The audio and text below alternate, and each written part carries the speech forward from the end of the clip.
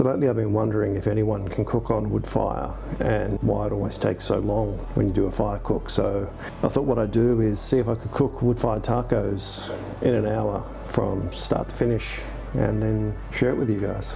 So let's get the fire started.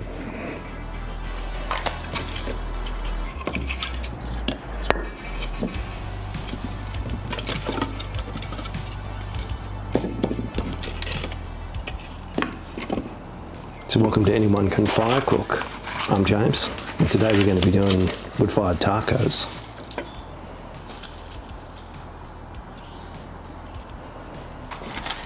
I'm not a purist when it comes to fire lighting methods. I'm more than happy to use a fire starter or a blowtorch.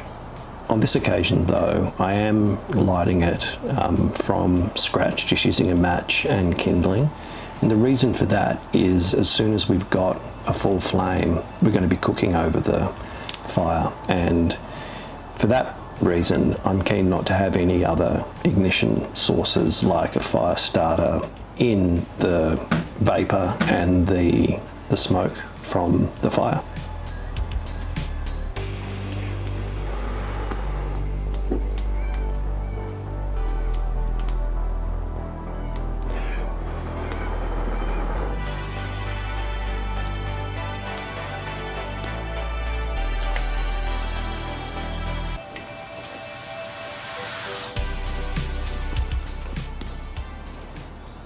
So the method I'm using is a combination of two fire structures. We're using the TP method and we're using the log cabin method. The TP method is in the middle of the fire here, and we're using it to get the kindling started and to get enough fuel such that we have a self-sustaining fire. It is a really great method for when you are using kindling and at the start of the fire. The log cabin will provide the main structure to the fire. It is also excellent for airflow.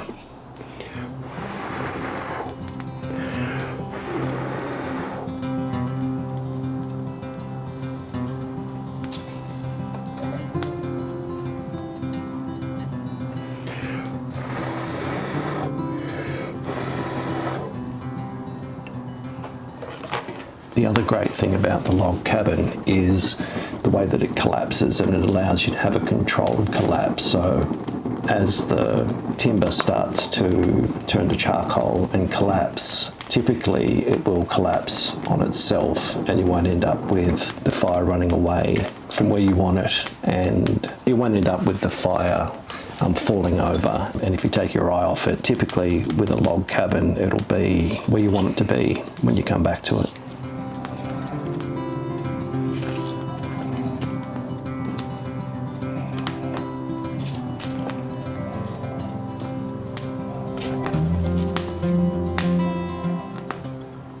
So this version of the TP is a progressive build TP. I started with some very small kindling, and then I'm just progressively loading larger and larger pieces onto the fire.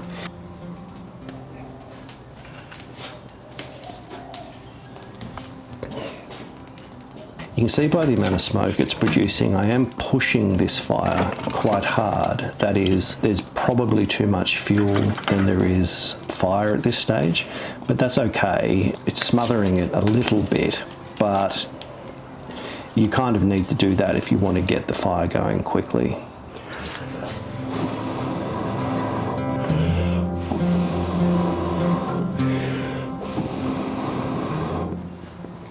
Similarly, the log cabin I'm building as we build the TP, the base structure of the log cabin gives the TP some sort of structural support to lean against.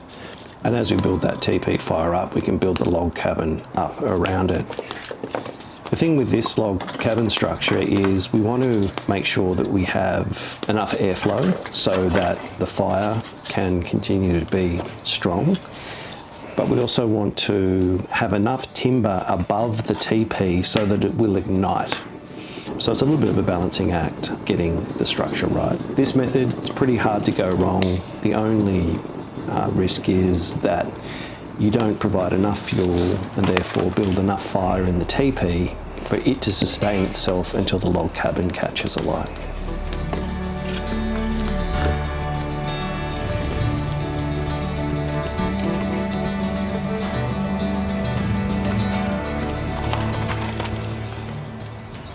So that's all the wood that I'm going to use for the fire.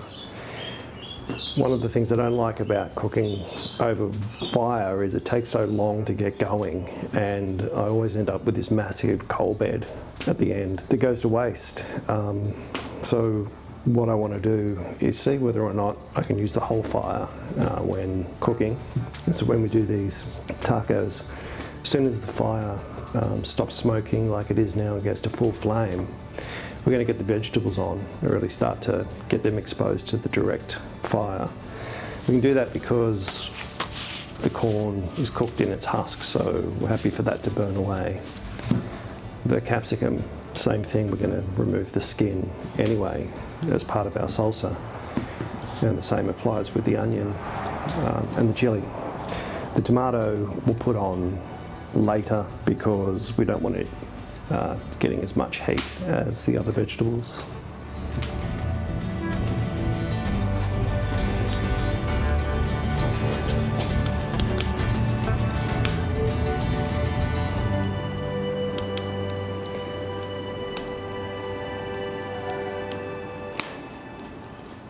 So I'm pretty confident that that fire is going to take. My only concern is whether I've got enough of the small stuff in there, but it looks like it's okay.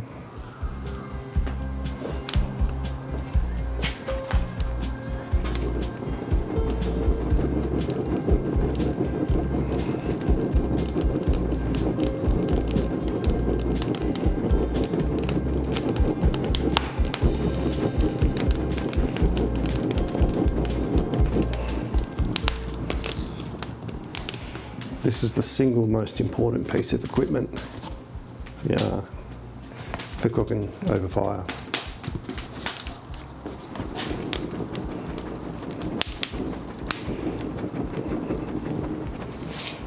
There really is your temperature control knob. You've got fuel and you've got air. This is just like turning on the turbo. So while the fire's getting going, we might start making these tortillas for these tacos. I'm making a flour tortilla. It's what I had in the cupboard. I'm going to try to do a bit of a Northern Mexican style taco, which typically uses a flour tortilla as opposed to corn. I'm going to have corn in the taco. I'll show you what we're going to do with that a bit later. I'm going to use the bench mixer for making the tortilla dough. I'll actually cut another video of me doing it by hand, so if you don't have a bench mixer, you definitely can do this by hand, and I'll show that to you as we go along.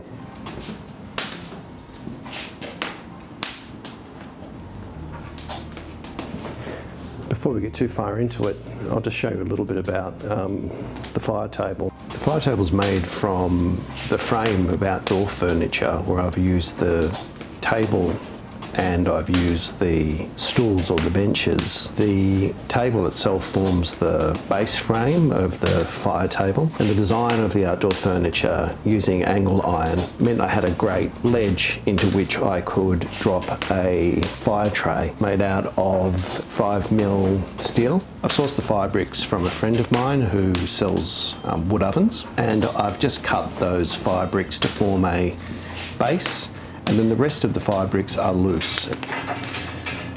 The grills are out of an oven, an indoor oven. They just happen to fit the fire table, so that worked out pretty well.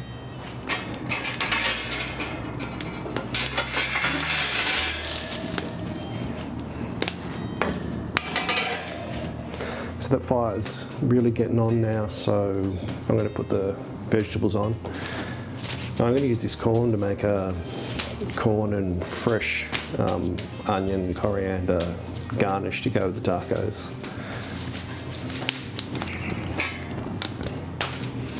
I'm going to use the capsicum or the bell pepper to make a red salsa. It's going to be a cooked red salsa. It's going to have the capsicum, it's going to have brown onion, it's going to have chili, and it's going to have garlic in it.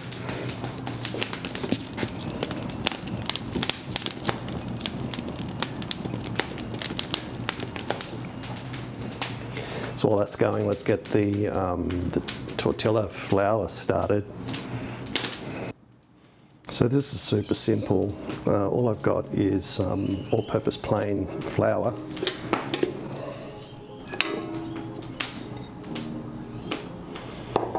I've got some sea salt. You can use table salt. Got some butter.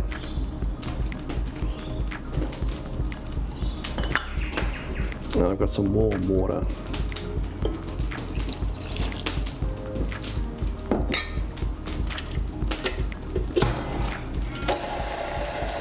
We're just going to mix that on low for about 10 minutes or until it forms a ball and it's a smooth ball. I'll show you what that looks like when it's ready. The really bright and striking redness of this timber is from the eucalyptus tree red gum, which is prolific in Victoria in Australia where I am. To the north of us in New South Wales, the eucalyptus tree that is most common and best quality hardwood for fires is ironbark. It has a distinctive grey colour. Ironbark is a top tier hardwood, and red gum is not far behind it. It's got a long bird time, strong heat output, and the coal quality is very good that you get from red gum. And the flavour profile of red gum is slightly sweeter and more aromatic than ironbark, which is famously neutral. For an open fire like this or in a wood oven, it really doesn't matter if the wood has a fragrance. That's really only relevant if you are exposing food deliberately to the smoke of the fire, like in an offset smoker.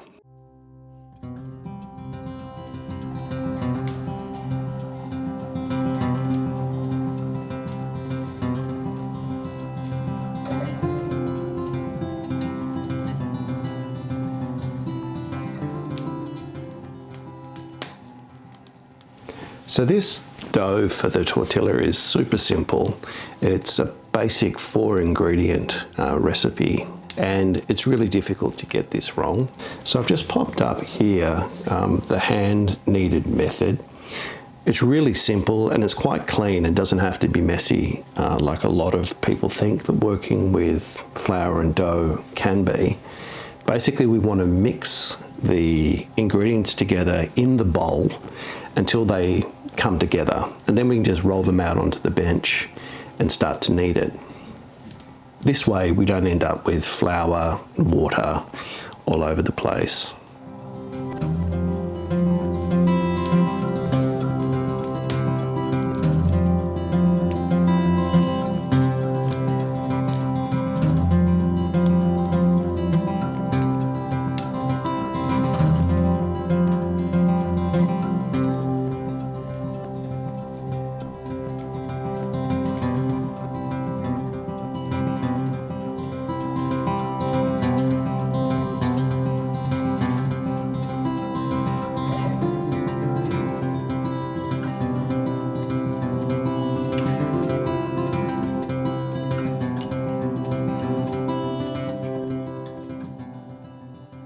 The technique for kneading is pretty simple.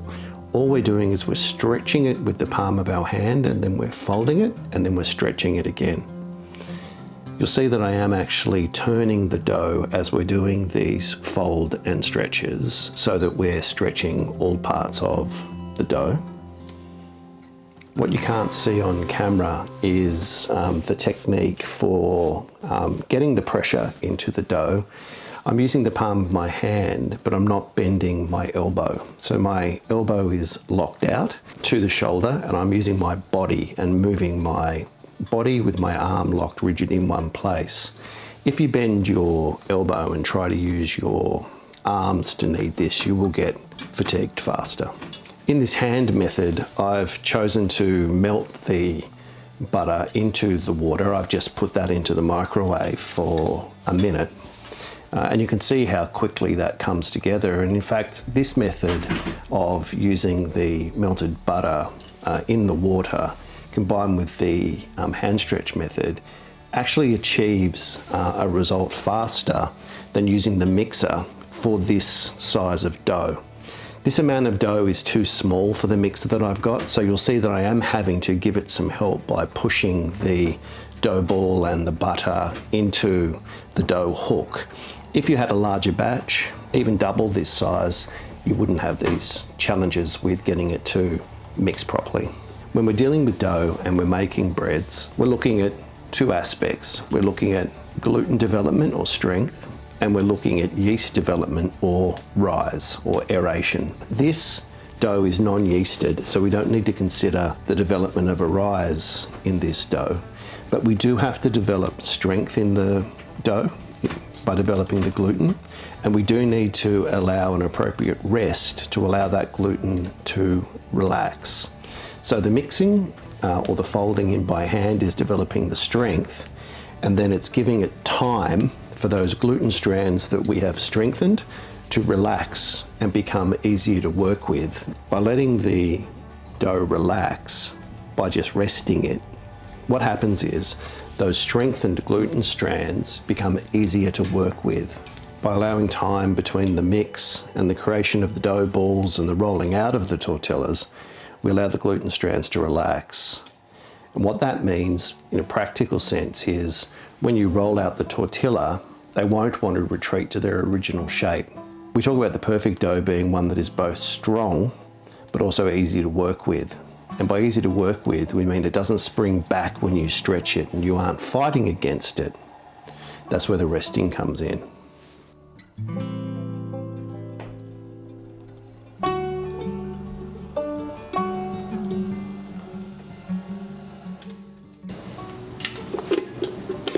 All right, so that's done.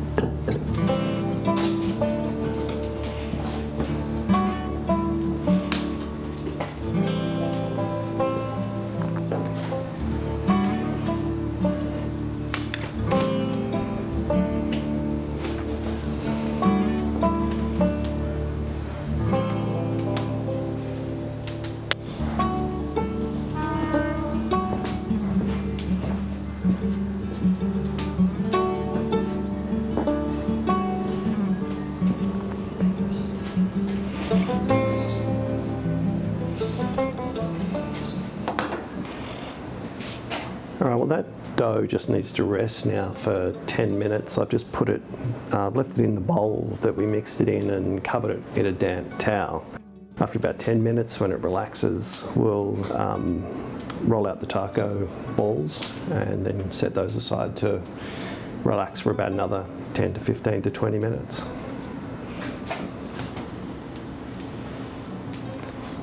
So you can see the fire's really starting to break down. You know, think about fire in three phases: full flame, which is when we put the vegetables on; the transitional phase where it's flame but also developing coals, and then the final phase, which is just the cold bed. But it looks like we're moving into that second phase, that phase 2. So I'm going to break the fire down a little bit to encourage more of the unburnt timber to be exposed to the cold bed and the flames.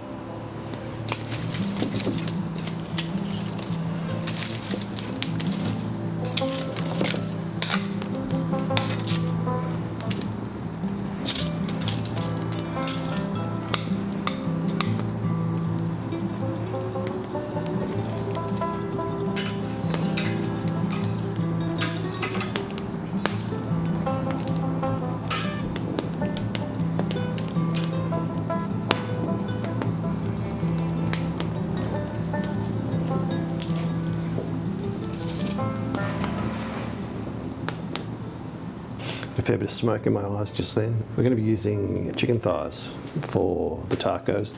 I find chicken thighs are the best. They're full of flavour.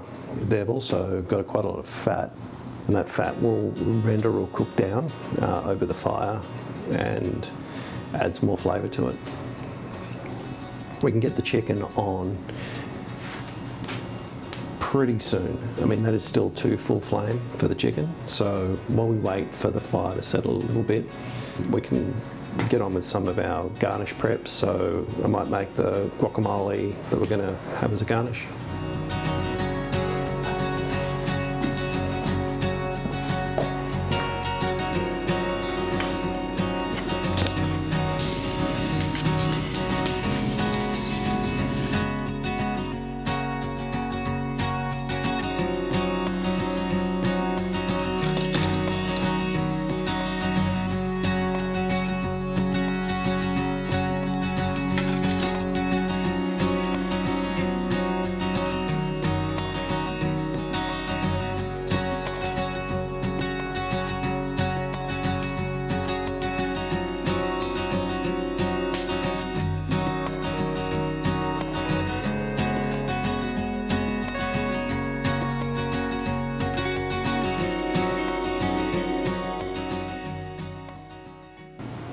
So while we were making that guacamole, the fire really has moved on.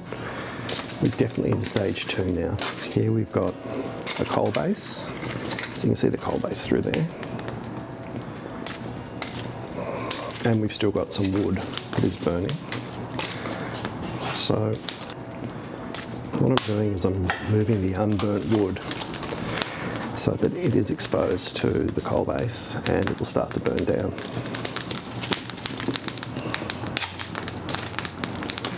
You don't need fancy equipment. I'm just using a pair of tongs.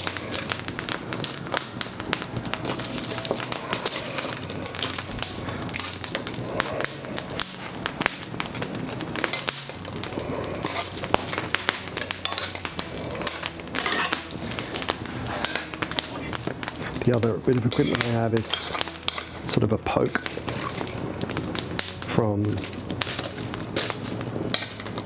fireplace.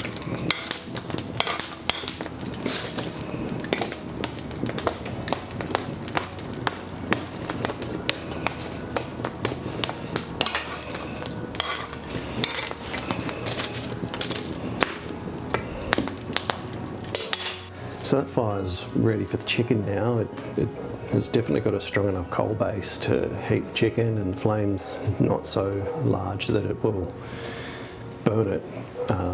So let's prep up this chicken.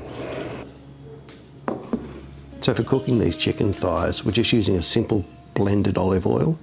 That's just going to give flavour and a little bit of protection to the chicken from the heat.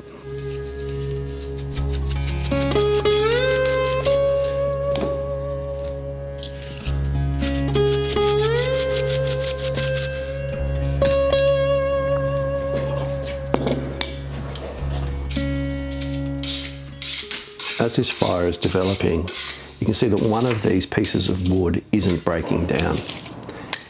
I think there's a couple of issues here. I think that it was too big. I should have split that piece one more time. And I probably didn't move quickly enough to have that wood exposed to the fire in phase 2 when we were transitioning from full flame to the coal base.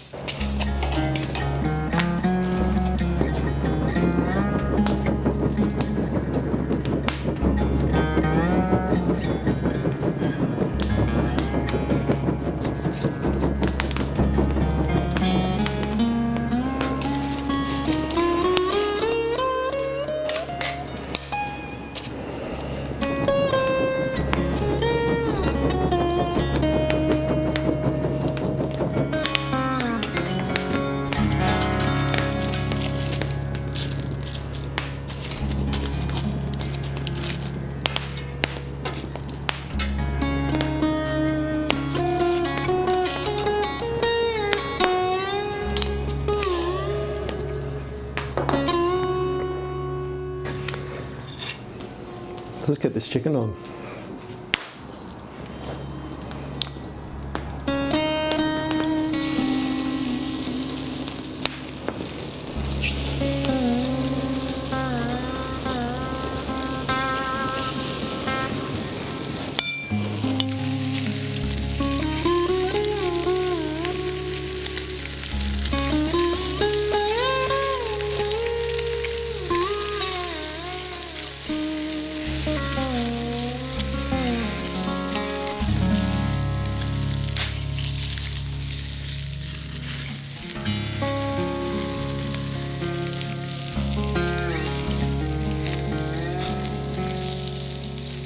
So now the chicken's on and the tortilla dough is rested for about 10 minutes. We can shape up some balls ahead of rolling them out.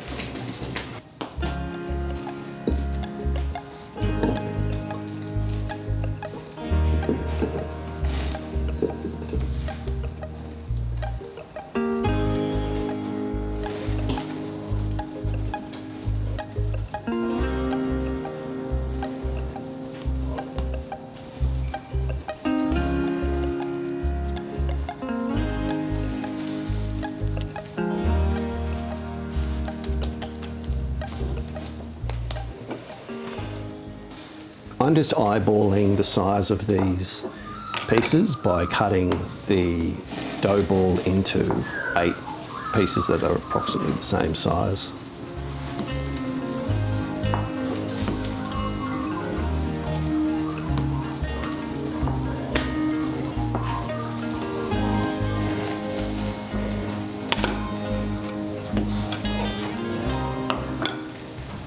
You see that we're using the surface tension of this table against the dough ball to tighten the skin on the dough ball. You do this by using the outside edge of your hand kind of as a blade at the edge between the table and the dough ball as you pull it towards you. It's something that takes a little bit of time to get a feeling for, and the only way you can get a feeling for it is to do it. This is a great way to practice on rolling balls such as pizza or bread, because it really doesn't matter if you get it wrong. All we need is a round shape, so it doesn't really matter how you get there for this recipe.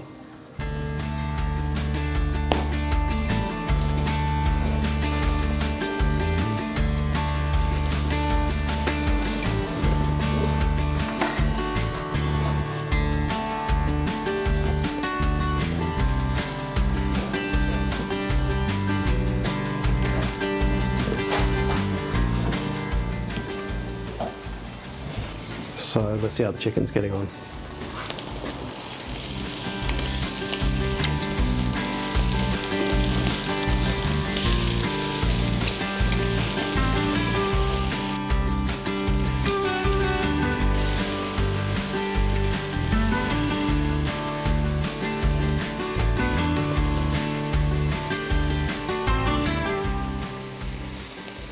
While I'm checking this chicken, and now the fire has died off, we can move the vegetables down closer to the fire to continue their cooking. The setup that I've got with this fire today is the 2 heat zone model, where I've got the one fire and I've got one surface directly above the fire and the other about 1 foot above the fire. It's a simple and versatile 2 zone method over the one fire. It means you can achieve different styles of cooking with the one fire. If you don't have a tiered system like this, you can achieve the same thing within your fireplace or your barbecue, having a hot side and a cold side.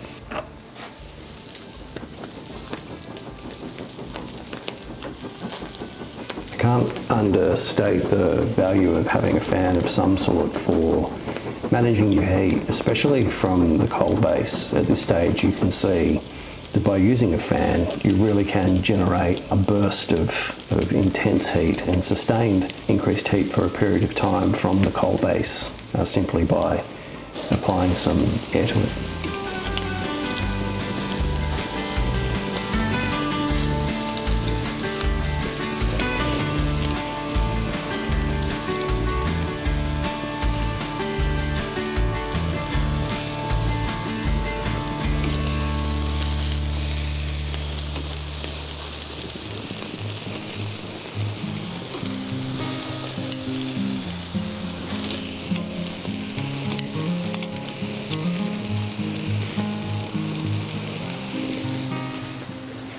The chicken won't take long to cook. The only thing we're yet to cook is the tomato, so we might get the tomato on now. Roma tomatoes are better, but my supermarket didn't have them, so I've just got a Trust tomato.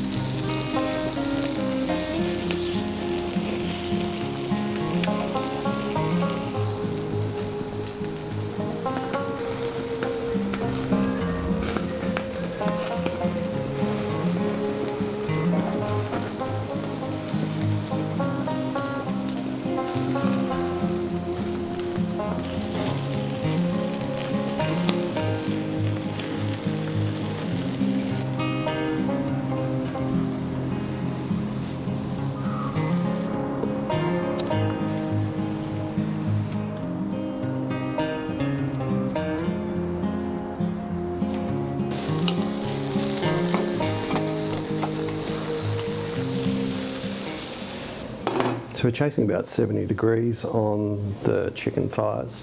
Anywhere from 69 up is fine. The chicken breast is more sensitive, it dries out, but the thighs are really tolerant to overcooking, so they're a great part of the chicken to get started learning on.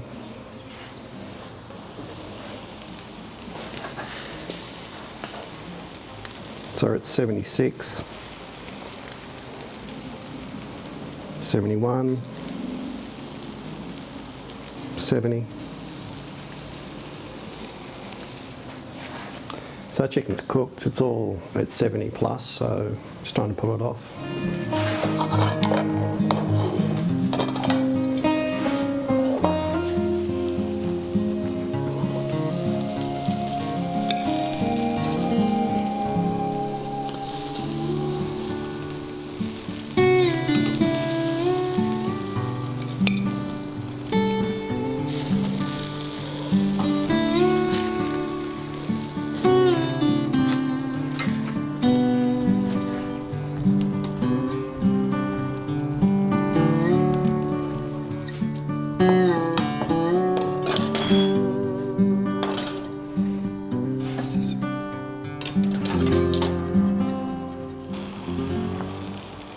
These vegetables are cooked.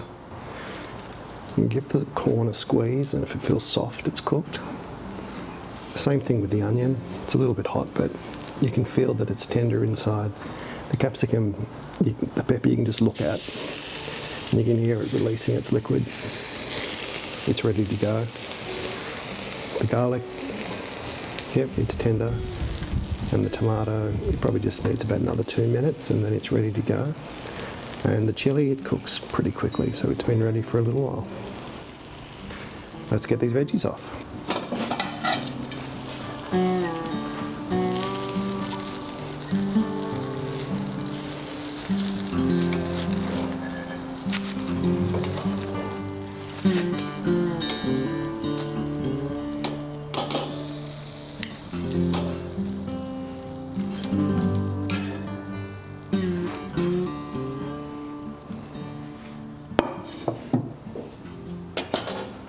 So just want a quick look at this fire, just to show you where it's at.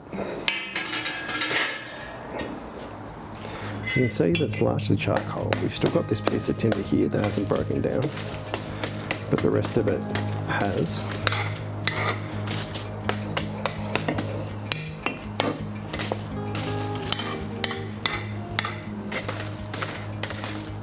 So now that we've just got coal base, except for this one bit of timber, which is fine,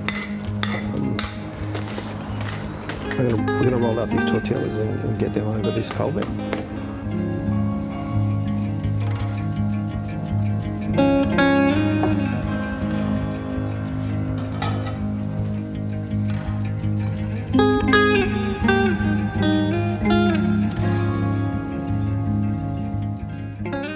When we're rolling out these tortillas, it's really important to have enough flour to coat the tortilla and to coat the table and the rolling pin.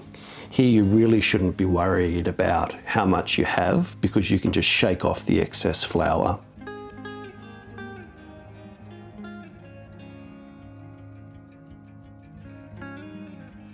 One important tip when you're rolling these out is to roll not quite to the ends in both directions. So you'll see as I'm rolling these out, I'm rolling one way and then I'm rolling at a 90-degree angle to that previous roll. And when you do roll, it's important that you don't roll all the way to the end, because it's when you roll to the end that the rolling pin is likely to pick up the edge of the tortilla and fold it on itself. If that happens, that's okay. You can just reshape it, just make sure you've got plenty more flour on the tortilla to avoid sticking.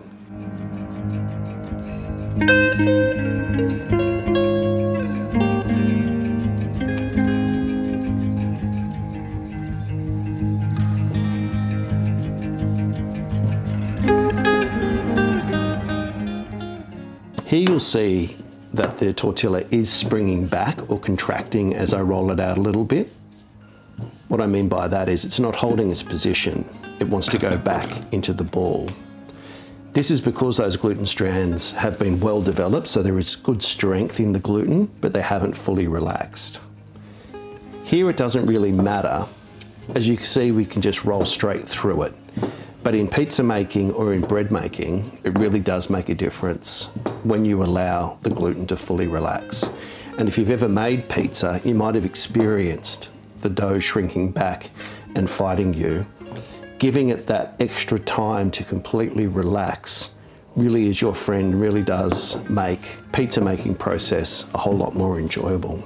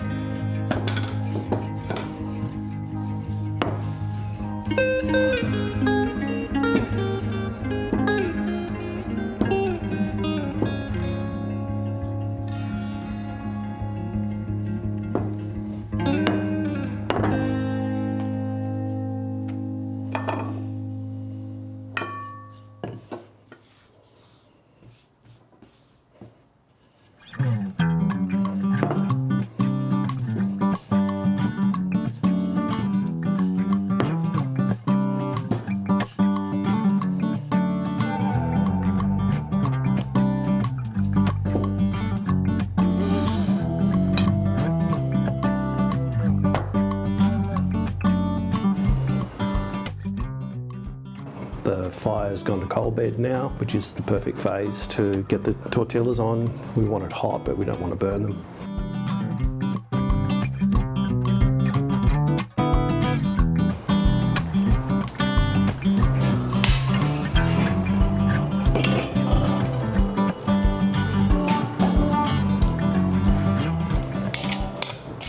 So I am going to remove this unburnt piece of timber. Some of it is broken down enough that I think I can retain it to the right-hand side of the cooking zone where it won't be directly under the tortillas, but the bulk of that piece simply didn't break down enough for us to be using it in this third phase where we really do just need a coal bed.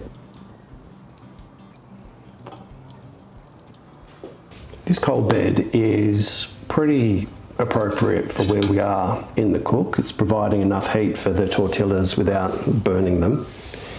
If, however, we were doing an extended cook beyond an hour, what we probably would do is have a second fire to the right-hand side within the fire table where we would be burning a larger fire and using it to produce a continuous feed of charcoal that we could then transfer over to this cooking surface. In this instance, things like a brazier, firebox or charcoal basket would be appropriate. However, it can be as simple as a fire suspended above a grate so that as the charcoal forms, it can fall through and be gathered and transitioned to the second cooking zone. And you can see it doesn't always work out. Here you can see I've put the tortillas over too hot a flame. I've taken my eye off it because I was preparing something else. That's a f***ing disaster. And well, you can see what happened.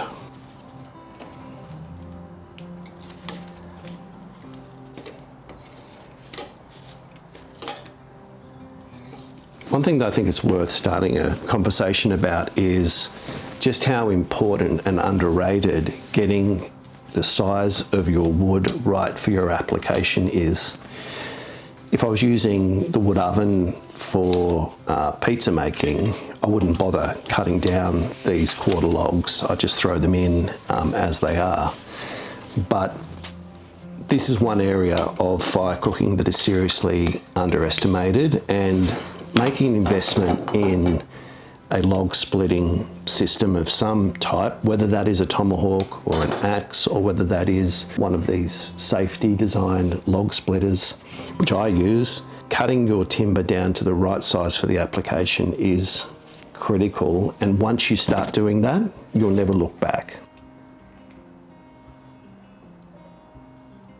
This fire table is basically just a campfire or fire pit that is at waist height for ease of use.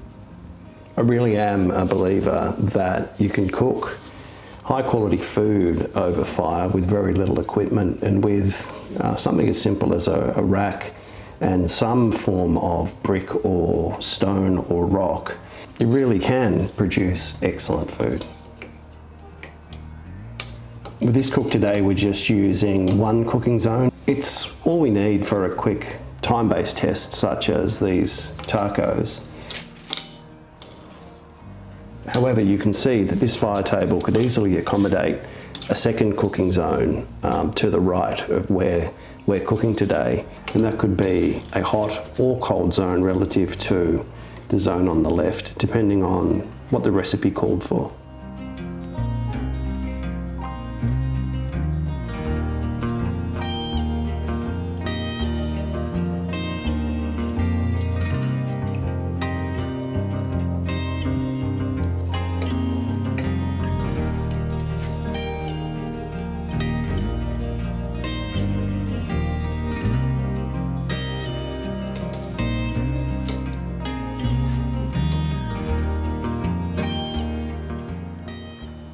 When handling the dough before it is cooked, we do want to cover it with a damp cloth. So that's from the very first phase when we make the dough ball itself, the bulk dough.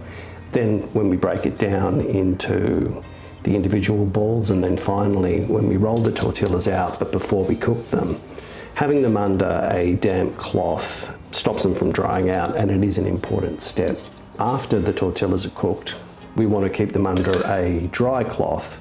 That dry cloth does two things. It traps in the heat, but it also creates a humid environment which will keep the tortillas both warm and soft until we're ready to use them.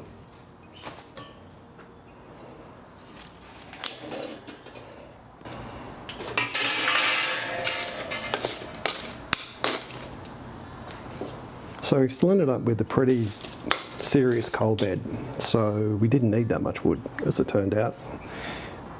I used two double split pieces, so typically pizza oven wood is split into four from the log. I took two of those pieces and broke those down. We probably didn't need that much because that's a lot of coal base left over. Alright, so now we've finished with the cook and the vegetables have cooled down a little bit. It's time to put together what's going to go with our chicken tacos. The first thing is going to be a corn and raw onion garnished with some coriander and some lime juice. And the other is going to be our red salsa, which is a cooked capsicum, garlic, onion and tomato salsa. That's also going to have the chili in it, so that's where the heat's going to come into these tacos.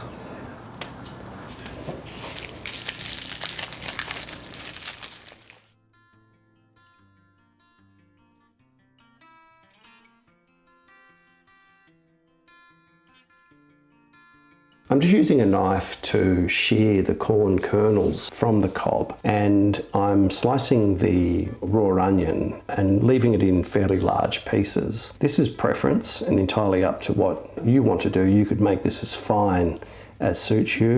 This corn salsa is fresh and it's bright. It brings the acidity to the dish with the raw onion and the lime juice. And together with the avocado salsa, that really does give that acidity that will sort of cut through the fat that is elsewhere in this dish. The coriander is roughly chopped, and then the whole salsa is simply seasoned with salt and pepper.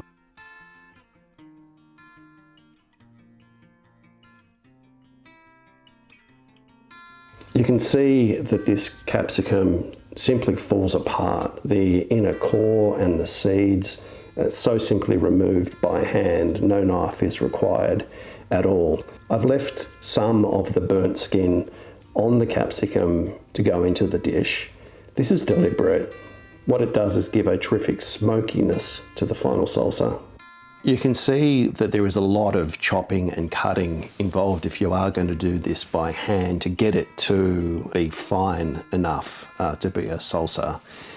It's really much easier to do this in a blender. With a few quick pulses, you'll have this done versus a lot of chopping. I just wanted to do it this way because not everybody has a blender, and I just wanted to show that you definitely can do this entire recipe just with a fire and a knife.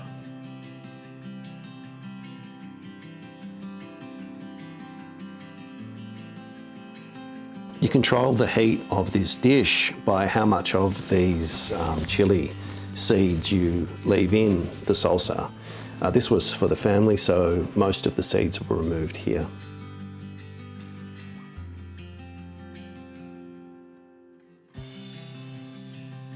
And this method of cooking the garlic inside of its skin transforms the garlic directly into a garlic paste. You can see that it really doesn't need any cutting at all. You can squeeze it directly from its shell like you would a shop-bought paste. The ingredients in this red salsa are all cooked, so it brings depth and richness to the dish. And now the chicken, I'm just slicing into strips. You can slice this into pieces as large as you like.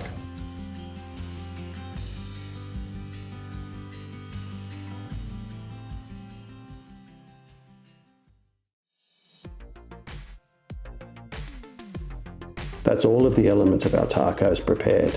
The guacamole sauce, the corn and onion salsa, the cooked red salsa, flame grilled chicken, and handmade tortillas. It's a fun, fast, affordable and interesting way, I think, to cook over fire.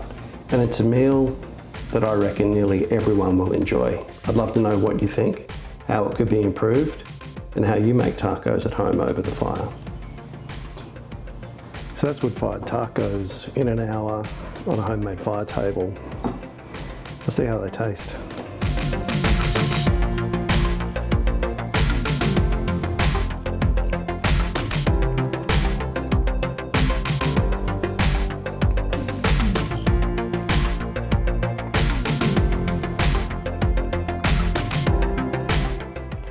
Yeah, it tastes really good. It's nice and bright from all of the citrus, and it's fatty from the chicken thigh and the butter in the tortilla. A little bit of spice from the capsicum and the chili. Really nice and super easy.